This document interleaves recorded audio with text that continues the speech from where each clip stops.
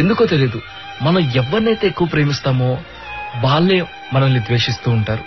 మనం ఎవరినైతే ఎక్కువ ఇష్టపడుతూ ఉంటామో వాళ్ళే మనల్ని పట్టించుకోకుండా వెళ్ళిపోతూ ఉంటారు. ఎంతో బాధ కలుగుతూ ఉంటది కదా. ఐ డోంట్ నో, రియల్లీ చాలా మందికి సిచ్యువేషన్ కనెక్ట్ అయ్యే ఉంటది. ఎవరినైతే మనం ఇష్టపడతామో వాళ్ళతోనే ఎక్కువ ప్రాబ్లమ్స్ వస్తూ ఉంటాయి. వాళ్ళు మనల్ని అవాయిడ్ చేస్తున్నా, వాళ్ళు మనల్ని మాట్లాడకపోయినా, మన ముందే వేరే వాళ్ళతో క్లోజ్ గా ఉంటున్నా కూడా ఏదో తెలియని ఫీలింగ్. మరి ఆ ఫీలింగ్ నుంచి బయటపడాలి అంటే మనల్ని మనం స్ట్రాంగ్ చేసుకోవాలి. వాళ్ళే కాదు మన లైఫ్ లో ఇంకా చాలా మంది ఉన్నారు మన లైఫ్ లో అని చెప్పేసి మనకు మనం రియలైజ్ అవ్వాలి.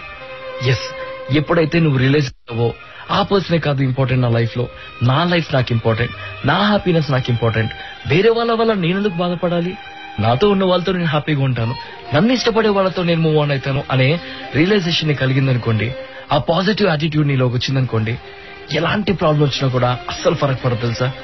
బికాస్ మనం ఉన్నది హ్యాపీగా ఉండడం కోసం, అంతేగాని వేరే వాళ్ళ వల్ల బాధపడడం కోసం కాదు. ఇష్టపడదాం, ఆ ఇష్టాన్ని మనలో ఉంచుకుందాం. మనం ఎంత ఇష్టం బయటికి చూపిస్తామో వాళ్ళు అంత ద్వేషాన్ని బయటికి చూపిస్తున్నప్పుడు మనం లోపల పెట్టుకుందాం. అప్పుడు వాళ్ళు ఆ ఇష్టాన్ని మిస్ అవుతారు కాబట్టి వాళ్ళే వన్ డే మన దగ్గరికి వస్తారు. అప్పుడు మనలో దాచుకున్న ఆ ఇష్టాన్ని మొత్తాన్ని కూడా బయటపడదాం.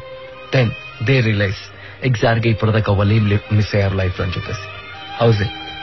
ఆలోచించండి. అర్థమైతే ఫాలో అవ్వండి, లేకపోతే ఆలోచించండి. Because end of the day it's your life, you have to decide it. Thank you once again for listening.